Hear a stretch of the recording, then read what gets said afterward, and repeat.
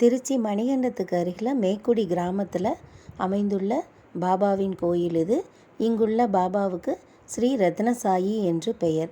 உண்மையிலேயே அவர் ரத்தினம்தான், கிடைப்பதற்கரிய ரத்தினம்தான். சுமார் 25 வருடங்களுக்கு முன்னால் இந்த கோயில் கட்டப்பட்டு கும்பாபிஷேகம் நடத்தப்பட்டது.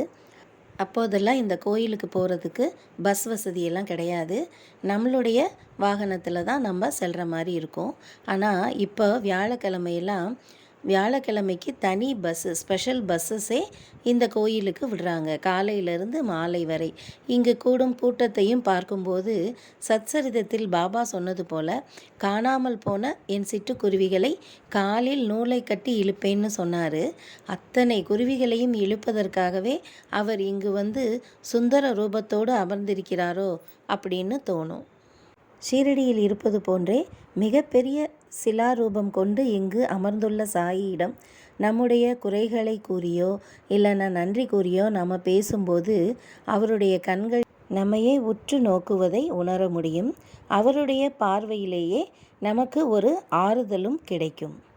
புதிதாக நாம் சுவைத்த ஒரு இனிப்பை மற்றவர்களிடம் இந்த சுவை அப்படி இருந்தது, இப்படி இருந்தது என்று கூறினால் அவர்களால் கண்டிப்பாக புரிந்து கொள்ள முடியாது. அந்த இனிப்பை அவர்களிடம் கொடுத்து அவர்களையும் ருசித்து பார்க்க சொல்லும்போது தான் அதனுடைய உண்மையான ருசியை அவர்களால் உணர முடியும். ஒரு காலத்தில் ஷீரடியில் ஸ்தூல உடலோடு வாழ்ந்த இந்த பாபா இப்போது சூக்குமமாய் எல்லா இடங்களிலும் நிரம்பியுள்ளார்.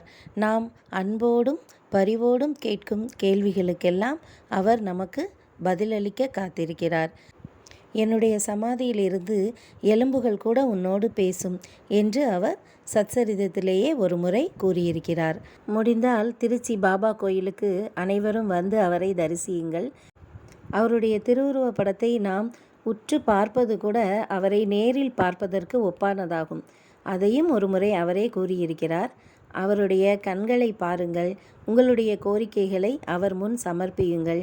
அவர் நல்ல பலன்களை உங்களுக்கு கொடுப்பார். அதை அனுபவித்து மகிழுங்கள். எத்தனை பேர் எத்தனை விதமாக கூறினாலும் நாம் அனுபவித்து உணரும்போதுதான் அவரை உணர முடியும்.